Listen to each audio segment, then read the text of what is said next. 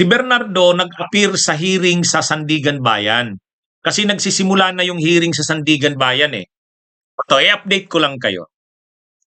Tatlo kasing mga lugar, yung medyo matitibay na yung mga ebidensya, may mga naaresto na. May mga naaresto na. Alam naman natin yan, yung mga flood control na yan, yung pinakasentro dyan, Bulacan. So yung Bulacan, isa yon. Yan yung lugar ni Alcantara, ni Bryce Hernandez, ang isa pa, yung tungkol doon sa Oriental Mindoro. O doon naman involved yung mga DPWH officials, saka yung construction company ni Saldico. O doon yan sa Mindoro. Pagdating naman sa Davao Occidental, Diskaya naman doon. Kaya makikita nyo si Diskaya, yung babae, di ba nakakulong yun sa Lapu-Lapu City? Doon nakakulong. Kasi yung kasong kinakaharap niya tungkol sa Ghost Project doon sa Davao Occidental. Yan yung Si Bong Revilla naman, ang kaso niyan tungkol sa Bulacan. Kaya yung Bulacan yan. Ang hinihiring kay Sara Diskaya doon, yung kaso sa Davao Occidental. Ghost Project yun. Si Bong Revilla naman, tungkol sa project naman sa Bulacan. Bulacan naman yon.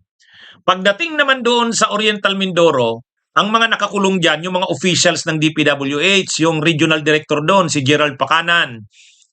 Saka si Saldico, akusado doon, hindi pa naman naaaresto. At saka yung mga officials ng SunWest. Yan yun, kung titingnan natin. Ngayon, naghihiring na yung tungkol sa Oriental Mindoro. Umattend si Bernardo kasi state witness nga siya eh.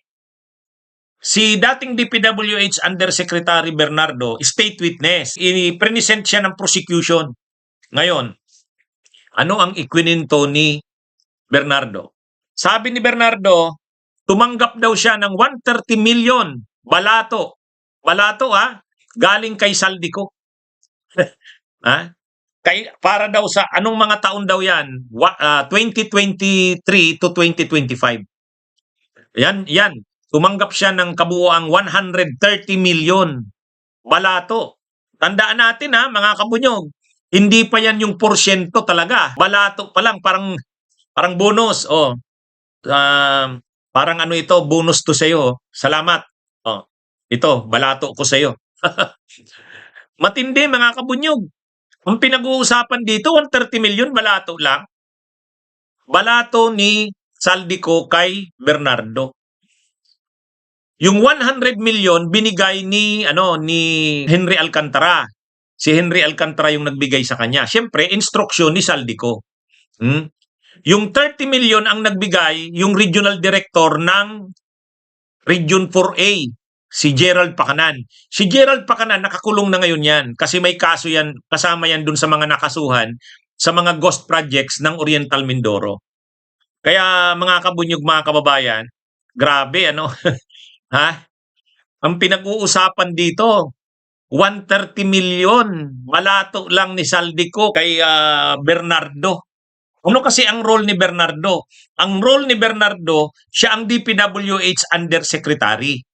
So, ibig sabihin, pareho kasi undersecretary si Cabral at saka si Bernardo. Pareho sila. Yusek si Cabral, Yusek din si Bernardo. Si Bunuan ang secretary. So, yan yung mga officials ng DPWH sa panahon ni PBBM. Si Yusek Cabral, ang Yusek niya, Yusek for Planning. Yusek for Planning. Si Bernardo naman, parang Yusek for Operations. Pero siya ang naka-assign doon sa Region 4B. Parang kanya yon. Dahil 4A saka 4B. Ngayon, 4B pala kasi Oriental Mindoro, nalilito ako. Ang 4A pala Calabarzon. Sa Region 4B siya ang naka-assign. Ngayon, hawak niya, under niya yung director doon, si Gerald Pacanan. Ang ginawa nila Saldico, naglagay ng maraming pondo, projects doon sa Oriental Mindoro. Region 4B. Ang director doon ng DPWH, si Gerald Pacanan. Tapos, siyempre, kailangan niyang makalusot sa DPWH Central Office. Ang nagmamaniobra doon, si Bernardo. ginagawan niya ng paraan, ibinibigay kay Cabral. Si Cabral naman yung naglalagay sa mga lista, planning. Pero ultimately, ang mag-a-approve niyan, si Bunuan. O kaya kita nyo na ngayon yung, ha? Kumbaga, mga kabunyog, ha? Ang paano yung sabwatan? Siyempre, kailangan munang makalusot sa kamera. So, sinong gagawa sa kamera nun? Si Saldico. Si Saldico ang gumagawa nun. Sino naman ang nagmamaniobra sa loob ng DPWH Central Office? Dalawa. Si Yusek Bernardo sa si Yusek Cabral. Si Yusek Cabral ang planning. Si Yusek Bernardo naman operations. Hawak niya yung Region 4B. Siyempre, ang secretary si Bunuan. Ngayon, pag-implement doon sa regional office, magbibidding doon. O doon na malalaman kung sinong construction company o contractor ang hahawak. Ay siyempre, ang humawak, yung SunWest ni Saldico. Unang-una, siya rin ang nagmaniobra nun. Kaya ngayon, ang mga may kaso dyan sa Oriental Mindoro na yan, yung mga officials ng DPWH doon. Yung director doon, si Pakanan, nakakulong na ngayon, plus 4 pa yatang kasamahan niya. May 3 officials ng SunWest hindi pa nahuhuli hanggang ngayon. Tapos si Saldico. Ang testigo ngayon doon, itong si Bernardo. Kasi state witness na siya eh. Ngayon, kwininto niya na nakatanggap siya ng 100 million muna. Una, 100 million. Binigay sa kanya ni Saldico. Ang nagbigay sa kanya, si Henry Alcantara, na tao ni Saldico. Kumbaga, bata ni Saldico eh. Tapos, kinalaunan, binigyan na naman siya ng dagdag pang 30 million. Ang nagbigay naman sa kanya, yung director ng DPWH ng Region 4B, si Gerald Pakanan. Nakakulong na yun ngayon kasi may kasama sa nakasuhan. Si Romualdez, wala. Si Romualdez kasi, ang talagang magdidiin kay Romualdez, si Saldico. Si Saldico ang magdidiin dyan. Hindi kasi kausap ni Saldico, hindi kasi kausap nila Bernardo, si Romualdez. Malamang ang kausap ni Romualdez, si Saldico. Si Saldico naman ang kausap nila Bernardo. Kaya, kailangan talaga dito, ang pinakaano dito, kapag napabalik dito si Saldico, at ituro niya yung lahat ng nalalaman niya. Ibig sabihin niyan, tataas ang mga masasangkot diyan. Diyan na ngayon na kung talagang magko-cooperate si Saldico, diyan mapipin down sila Romualdez at posible pa hanggang kay PBBM. Dito kasi hanggang lang dito kila Saldico.